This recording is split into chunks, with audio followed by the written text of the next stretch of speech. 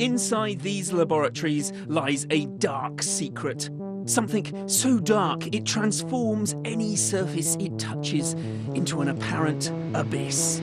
This is just an ordinary piece of scrumpled up tin foil with all the lumps and the bumps that you'd expect. Until that is, I turn it round and they disappear. It's like staring into a black hole. This is Vantablack, the blackest black ever created. It seems to remove all the features of the surface it's on. Let me show you just how black it is.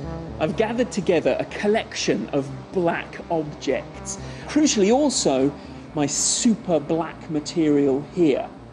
The thing is, if I shine a beam of light onto each of them, some of the light is reflected back to me. Until that is, I go onto my super black material, the beam of light disappears.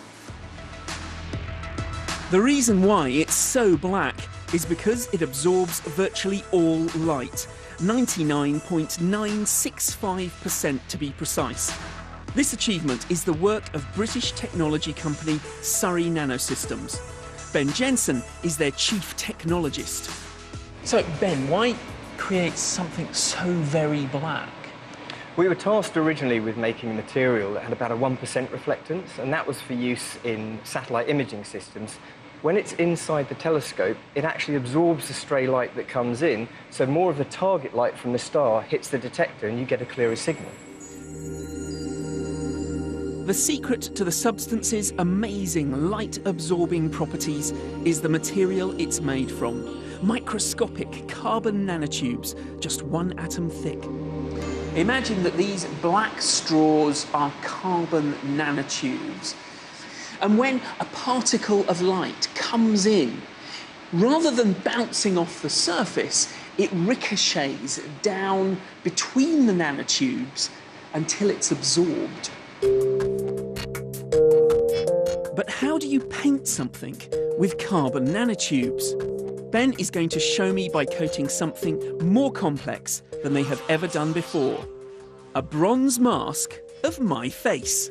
And we're going to plunge it into darkness. You know what? This is a real first for us. It's an incredibly complicated shape, so we're not really sure how it's going to come out. First, a black layer of carbon nanotubes is carefully sprayed onto the mask's surface. Well, it's very black.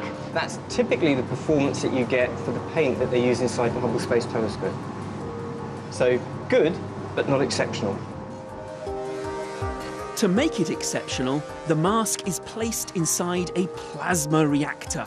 This breaks down some of the bonds between the nanotubes, allowing the light particles to enter and be absorbed. 10 minutes later, and the super black coating is complete. That is very strange indeed. Look at that. You can't actually see any of the details because you can't see my moustache or the beard or my eyes just not there. No, I love it. I think that's come out really well. Really, really well. Looking at the mask from the side, I can make out my profile and the outline of my face. But as it turns round, it completely disappears. It's only when you look at the ordinary black finish that you realise just how black it really is. I'm really impressed with this stuff. This is more than just some sort of clever, techie optical illusion. This stuff has enormous practical application, and it could revolutionise the way that we see the universe. Wow, There it's you are. utterly mind-boggling, that, We were isn't all it? quiet, wasn't it? Yeah, and if you would like to see for yourself, if you can't see anything, Marty's Vantablack mask will be on display at the Science Museum in London from February the 12th.